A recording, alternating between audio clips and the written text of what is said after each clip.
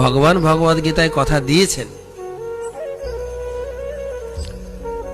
যে যিনি আমার সেবায় যুক্ত হবেন মামুপেত্য পুনর্জন্ম দুঃখালয়ম অশাশ্বতম নাপনুবন্তি মহাত্মন সংসিদ্ধি পরমাম গতা।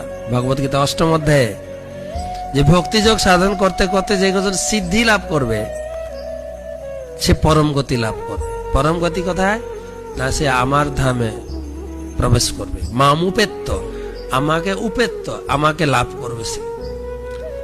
ভগবত গীতায় তিনি বলেছেন, কথা দিয়েছেন, কিন্তু ভাগবতমে তার প্রমাণ দিচ্ছেন যারা ভক্তিযোগ সাধন করবেন তারা তার কাছে ফিরে যাবেন। গীতায় ভগবান বলেছেন যে যে যার উপাসনা করে সে তার কাছেই যাবে।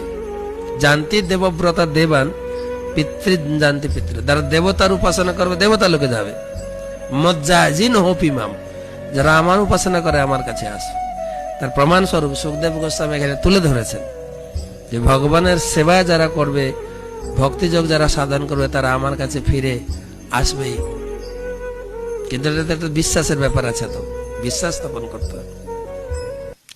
ভক্তিযোগটা কোনো ভাবাবেগ নয়। ভক্তিযোগটা বলে ইংরেজিতে বলে ডিভোশন ইজ না, ইমোশন ইজ নট ডিভোশন। ভাবাবেগটা ভক্তি না, কিন্তু ভক্তি এটা বিজ্ঞান।